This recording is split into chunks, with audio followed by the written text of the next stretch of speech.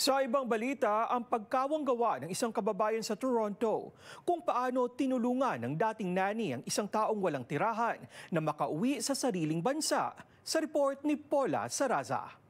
May nagsabi sa akin na, bakit mo siya tinutulungan? Sabi ko, hindi ko alam. Basta feel ko lang na gusto ko siyang tulungan.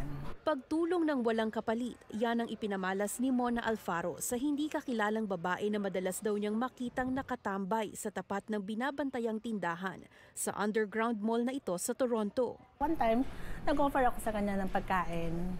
Sabi ko gano'n sa kanya, gusto mo? Sabi ko gano'n, sabi niya, okay. Tapos yung tinanong ko pangalan niya, tapos tinanong ko kung tiga saan siya.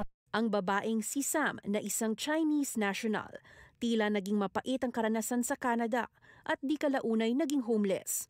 Pero sa halip na takot at panghuhusga, kabaitan ang ipinakita ni Alfaro sa kanya. Nais ni Sam na makauwi sa pamilya sa Hong Kong, isang hiling na hindi inakala ng kababayang magiging posible sa tulong ng kanyang mga naging koneksyon. Itong January, merong isang nagtanong sa kanya kung anong problema nito. Sabi ko, homeless siya, sir. Sabi ko gano'n. Magpapabili nga sa akin ng air ticket. Sabi niya, tingnan mo kung meron siyang passport. Kung may passport siya, I'll buy a ticket for him. For her. Nito lamang Enero nang ihatid ni Alfaro ang bagong kaibigan sa airport para sa flight pauwi ng Hong Kong. Pero bago bumiyahe, gamit ang donasyon ng isa pang may mabuting loob, na ipag-shopping pa niya si Sam ng bagong damit, napaliguan at pinakain. Bago ako umalis sa airport, ibiniling ko kung sino-sino, pati pulis na. Niyakap ako. Doon ako umiyak. Panay ang pasalamat niya sa akin. Sabi ko, huwag ka sa akin magpasalamat. Doon sa tumulong. Sabi ko, kumbaga ako ginamit lang.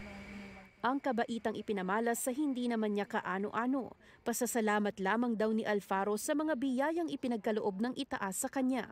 Una na rito ang tagumpay laban sa breast cancer noong 2018. Noong una, sabi ko parang bakit ako? Pero na-realize ko no, hindi pala dapat yun. So, ang ginawa ko, fight for it. Tapos, life is too short, enjoy mo lang. Sabi ko, wala na akong pakialam bukas. Di pa rin lubos maisip ni Alfaro na naging daan ang kanyang mga ngiti para makatulong sa kapwa. Kasi ako naman hindi ko pinipili kung sino ang kausap ko. Basta sabi ko, nung nakita kong something is wrong, kinausap ko siya ng masinsinan. Minsan nakaupo kaming dalawa dyan. Mula sa pagiging dating nani at pagkakaroon ng cancer noon, mistulang nagbago raw ang pananaw ni Alfaro sa buhay at umaasang maging inspirasyon ang kwento sa iba pang mga kababayan. Paula Saraza, Omni News, Toronto.